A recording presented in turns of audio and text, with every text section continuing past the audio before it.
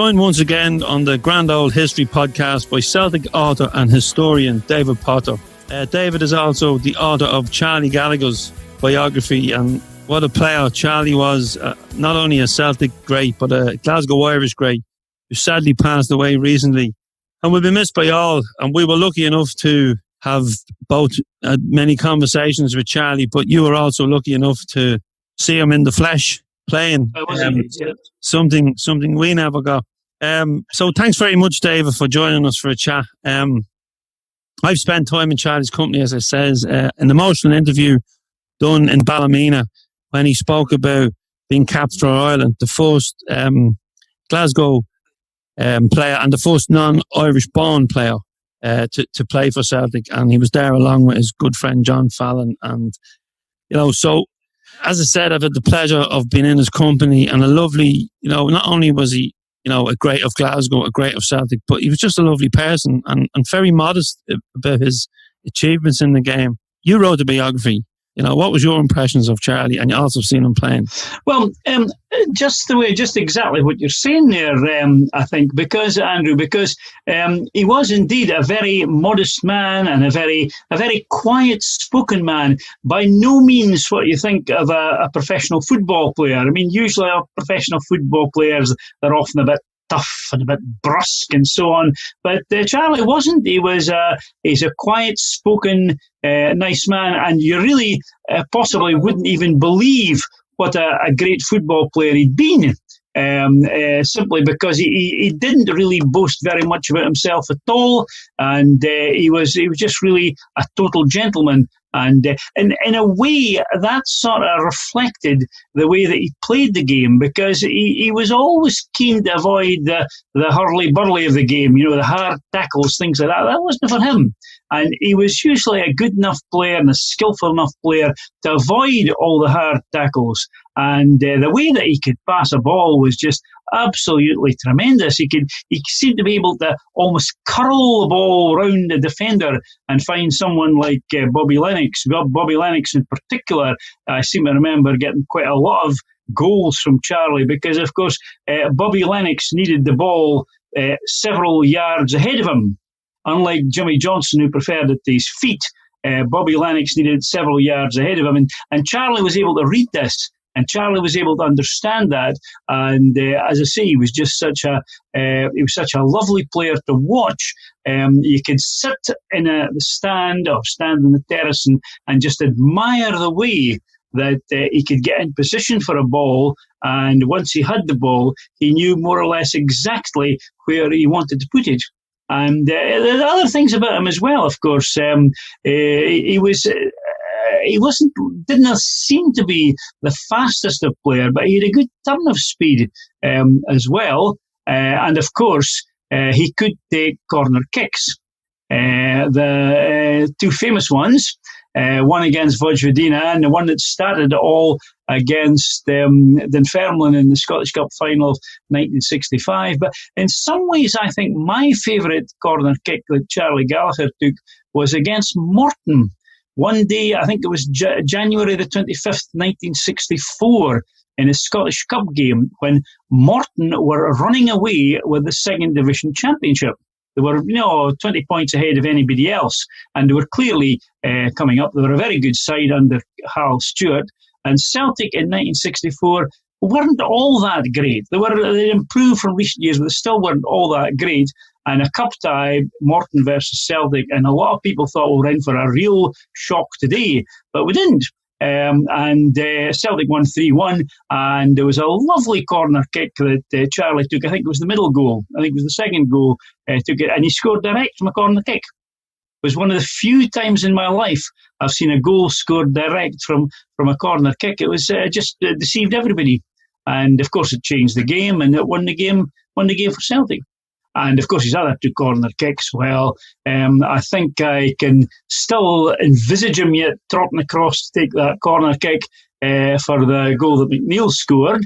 Funnily enough, as I've possibly said before, I've no clear recollection of the ball actually going into the net, but I do remember Charlie Gallagher taking the corner kick and a chap beside me saying, "Mak it a good yin, Charlie." I remember that very well. And then the next thing, of course, McNeil had scored. Some people thought it was Tommy Gemmell who'd scored because from a distance we're away at the other end of the Hampden Terrace, which was a long, long way away. And vaguely the same colour of hair, so you could easily make a mistake. But of course, it was Billy McNeil. And then, of course, the one against Vojvodina have been replayed on television several times as well, many times as well. And we're always grateful to Charlie Gallagher for that. Yeah, and his family connection goes to Gweedore in County Donegal. His good friend Charlie McGinley, born there, and Charlie boasts that he had a junior Gaelic medal, which Paddy Crarand or Aidan McGeady didn't, because their families come from Gweedore as well. So they were from the same street, which is amazing. Paddy Crarand, of course, another one of your favourite ever players and one who broke your heart. But and another European winner, or European Cup winner. When you in your conversations with Charlie, because when I spoke to him for Gweedore, he was quite emotional, and I've spoke to his nephew Gaxi, because his dad retired to Gweedore, so it was always very close to the heart. In any of your conversations, did he take you back to Donegal or the family? Not many. When pushed, he would tell me about his family, but no, he was. I only really talked to him about football, and he taught me about his early days in Glasgow junior football. I remember him saying to me once you've been in Glasgow junior football, you have no fear, because nothing can possibly happen to you that does not happen in Glasgow junior football. Although they tell me that Ayrshire junior football is worse. I don't know about that. But as a man who's refereed Angus junior football games in the past, I know it's pretty tough there. I mean, it's no place for softies is junior football. And he told me about how he actually got on very well with Willie Waddle of Kilmarnock. He was an apprentice with Kilmarnock for a while when Willie Waddle of ex-Rangers, was the manager of Kilmarnock. He was on a sort of schoolboy apprentice thing, and he got on very well with Willie Waddle and thought very highly of him. But of course, Celtic Park was the place that he wanted to be. Indeed, a Gorbals Bhoy, and steeped in the Glasgow Irish. And I saw some lovely tweets when he passed away from people in Glasgow about, how proud the Glasgow Irish were of him. Not only for, his achievements at Celtic, but the fact that, he came home and pulled on the green jersey.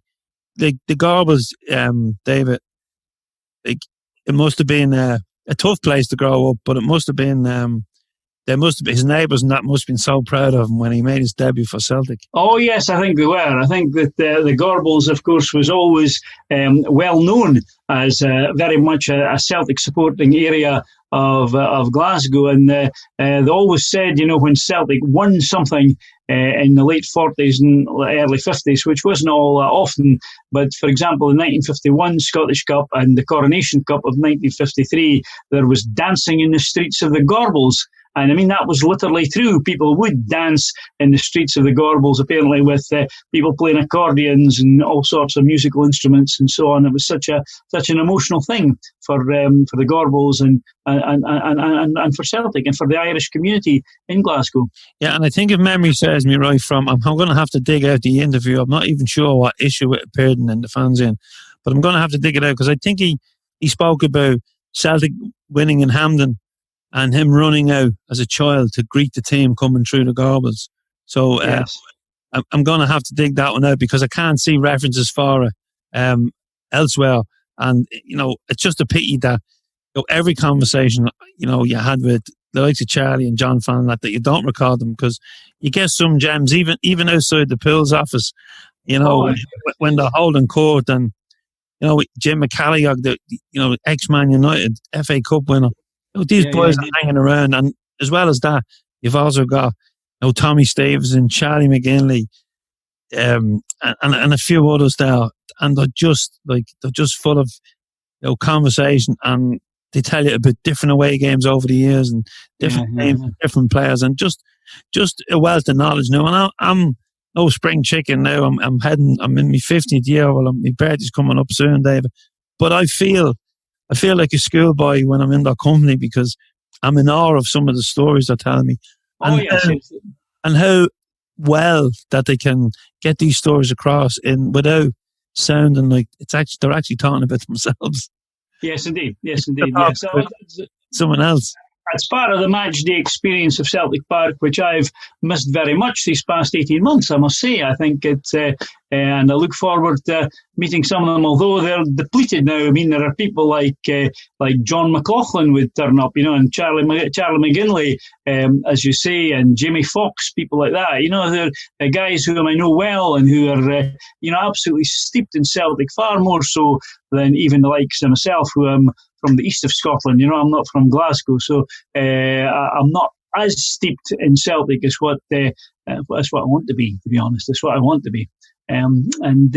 But it's so great to listen to what they say, and I'll miss Charlie very much, because Charlie he would come along and he would never, if you asked him something, he would talk to you, and he was always glad to see you, and he asked how your family were and things like that. And he was a very sensitive soul, apart from anything else. And of course, latterly when he wasn't well, I mean, we missed him quite a lot. So. Yeah, and like I've some lovely memories of Charlie. He attended one of our St. Margaret's dinner dances over in Ireland. I think it was him and John Fallon, and I think, I'm not 100% sure if John Hartson was with him, but there was a more modern footballer there, and Charlie was just, I remember meeting him out, and there was a little wooded area, and he was there for strolling, and I met him, and here I am on my own, with this famous person who's played for, my country and my club, and just to have moments like that, to remember him by, and the stories he was telling me, and more so, like when you met him, he wasn't always talking football. He'd be asking a bit, as you say, how are you doing, and how's your body, and big Fallon's over there giving out. That was one of his lines. But and as I said, the interview in Ballymena he was quite emotional that night, talking about his career, which was lovely to capture, and it was captured by pen and paper, which is a pity, because we didn't have the recording equipment we have now that we can bring along and do at these things.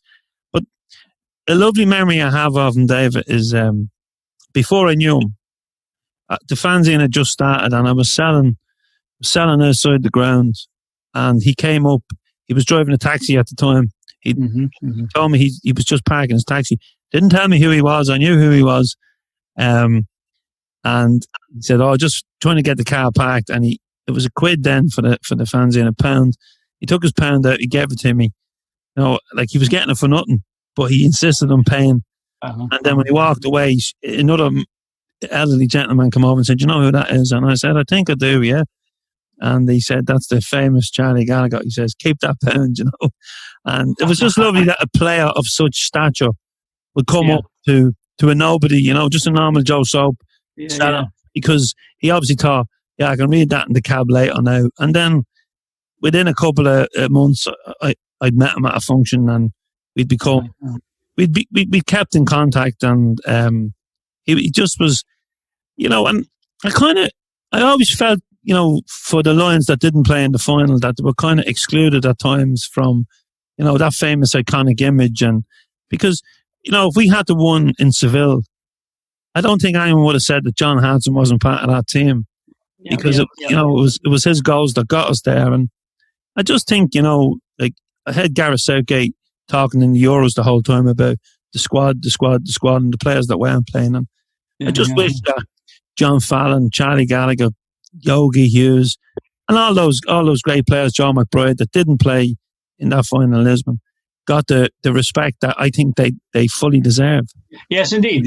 Because, of course, it was Charlie played a large part in getting them to Lisbon. I mean, not least with the corner kick against Vojvodina, but he played in a few other games as well that season. And he put it this way, what stopped them getting in the team was Bertie Auld. But when Bertie Auld was injured or out, or Bertie got suspended now and again, and Charlie was in the team, there was no great difference to the team's performance. They were just as good. And of course, Charlie came very good in 1968, which in some ways is my favourite Celtic championship, when Bertie Auld was long-term injured. from about February onwards, and Charlie came in the inside left position, and basically Celtic were way behind Rangers in the league at that point. They'd lost they'd drawn against Rangers on January the 3rd, the time that John Fallon, unfortunately for John, let in 2 goals, which Celtic would have won. And Celtic didn't have to play Rangers again that season in the league. And so they were just dependent on other teams beating Rangers or Rangers cracking. And of course, this is exactly what happened, because Celtic played inspired football that year. They played so well that Rangers, you actually almost saw them beginning to crack when Celtic won their game after game after game. In particular, there were 4 away games, at which I was at all 4 of them. One was at St Johnstone, one was at Dundee United, one was at Hearts, and one was at Aberdeen. And these 4 grounds are very difficult ones to go to. And normally in any season, you would lose at least one game there, or you would draw a game perhaps in one of these 4 venues, but not this particular year, because they just played absolutely outstanding football. The game at Muirton Park against St Johnstone, one I think was a Monday night, if I remember correctly, for some reason, and they were just absolutely brilliant. And it was Charlie Gallagher who orchestrated it all. It was just sublime to watch Charlie that particular night. And St Johnstone, remember, in 1968, were no bad side. There was people like Henry Hall, and of course the following year they reached the final of the Scottish League Cup and so on. But that was just part of what 1968 was all about. And it was all about Charlie Gallagher's championship.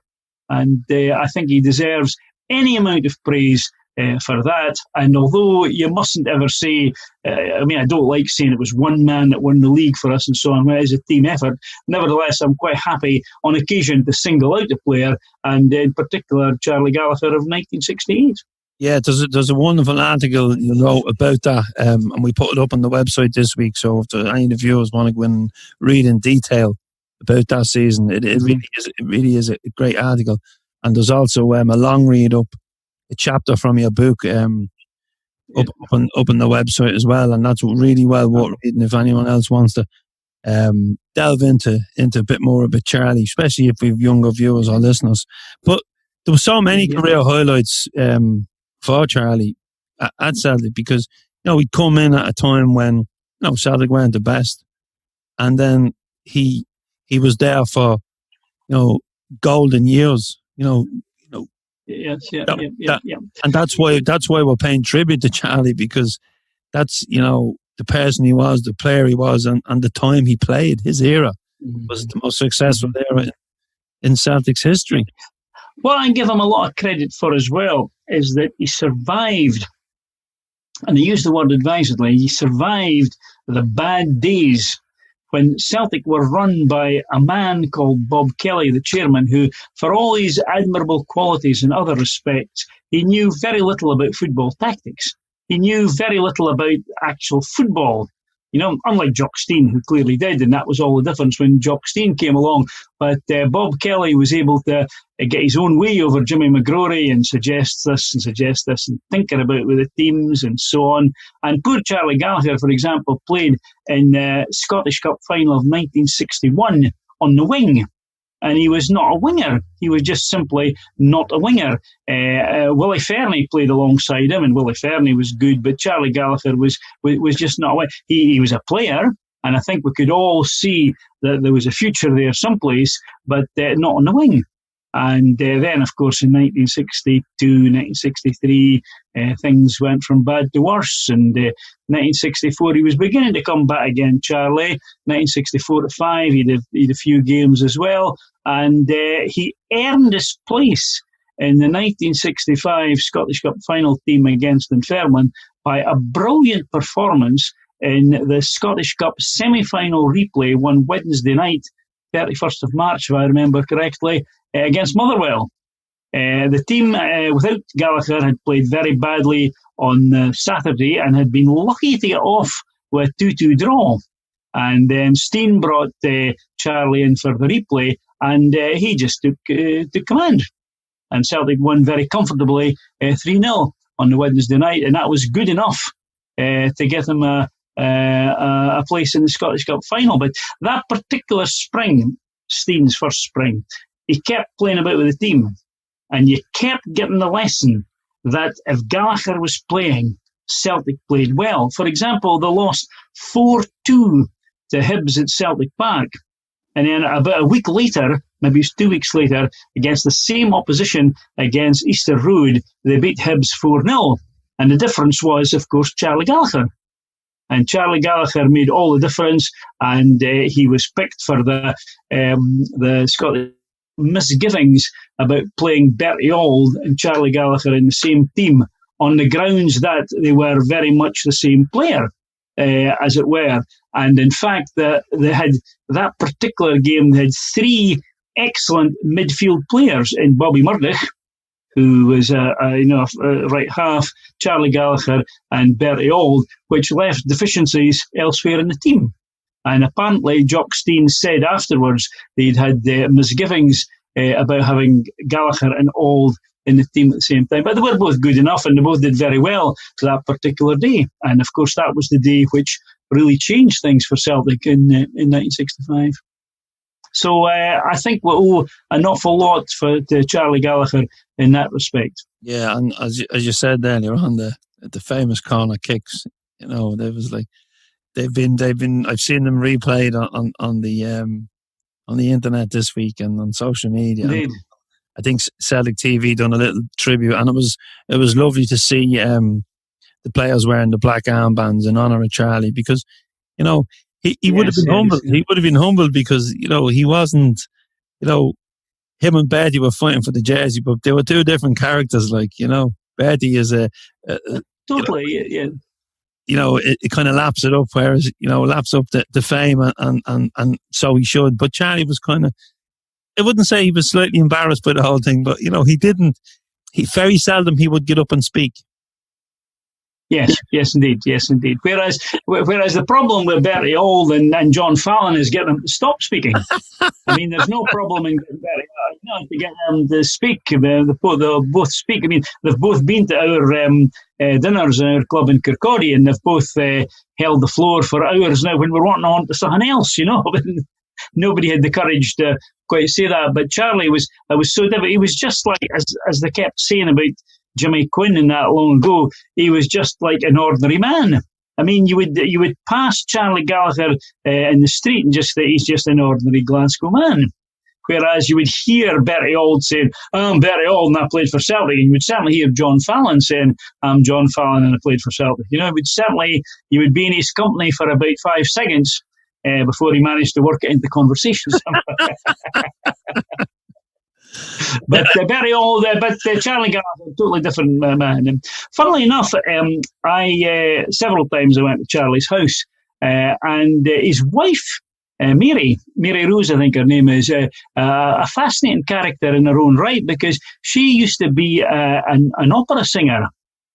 Not in the professional stage, but in the amateur stage. She was an singer. She was taking parts like, for example, Katisha in the Mikado. The one on a tree by a river, a little town. That one, apparently she sang that one.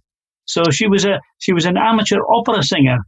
Fascinating character in her own right. She was a lovely lady. She still is a lovely lady. And of course, his daughter, Claire, is the head mistress of St. Moden's High School in Stirling. So, the family's done very well for themselves. And apart from the fact that Charlie played for Celtic, there's a lot to be proud of and happy about in that family as well. A lovely family. Yeah, and then it's so unusual to have, like if you have one good footballer in a family, it's good. But then if your first cousin from living in the Gorbals and from family from Gweedore, both Celtic players, both in the team at the same time, and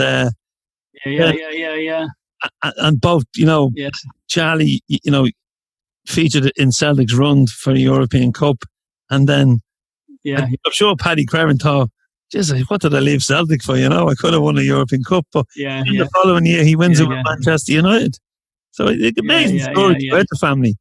Of course, if Jock Stein had been the manager of Celtic, Pat Crern would never have gone. He would never have left Celtic. He would never have gone to Manchester United or anyone else in the world, I don't think, if Jock Stein had been the manager. And you wouldn't have been heartbroken. I wouldn't have been quite so heartbroken, yes. For anyone that hasn't heard David speak before, Paddy Crern was I think his first Celtic hero, and he was devastated when he left the club. Aye. We said earlier on that we spoke about the Pools office and who holds court there, and I forgot to say Jim Ward is there as well. Jim's great character. Yeah. But I'd like to just pass on my deepest condolences to all Charlie's family. Yes, I've been in contact with Gagsy, who's his nephew, and he was just so proud of his uncle, and like Tommy Stevenson, was very good to Charlie, bringing him around and that, and of course Charlie McGinley and Big John Fallon was the double act, the quiet man and the not so quiet man. And then, and as I said, Jim McCalliog, former Man United, the man who scored the goal against England when Scotland unofficially became world champions. He put up a lovely tribute as well this week on social media to Charlie. So I think Charlie would be humble, David. But I'm going to leave the final word to you about Charlie. If you can just sum up Charlie from, his career and his life. I would say that in some ways, Charlie Gallagher is the microcosm of Celtic, in the sense that he's of Irish origins, as Celtic were, and after a struggle, he came good. Now, Charlie's struggle was, of course, in the early 60s when the club was badly managed, when Charlie, a man of undoubted talent, didn't really get a chance to produce the talent simply because he kept being mucked about so much by horrendous and eccentric and bizarre team selections. But he stuck to it. 1963, when Charlie was not getting a place in the Celtic team, was when we lost 3-0 in a Scottish Cup final replay to Rangers, the time that the Celtic end evaporated after Rangers scored the third goal. 60,000 turned their backs on Celtic. Now that was devastating enough for us.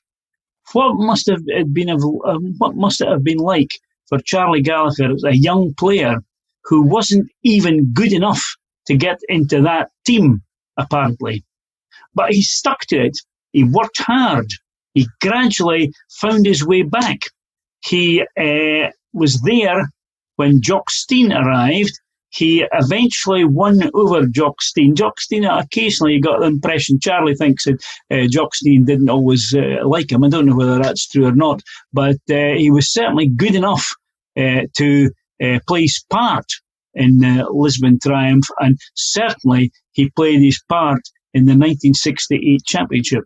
He then actually disappeared almost immediately after that. It was almost as if that was meant to be Charlie's role in life, to win the championship for Celtic in 1968. And I certainly would never minimise the contribution that he's made to Celtic Football Club. But he also symbolises Celtic Football Club in another way.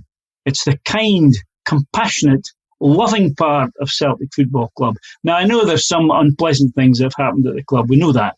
But there's also the other side as well, the nice side, the compassionate, the humanitarian side. And I think in many ways, Charlie Gallagher encapsulates that.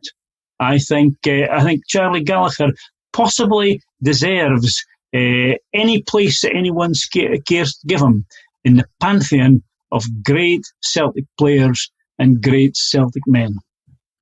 Well, David, I'm going to leave the last word with you. Charlie, rest in peace.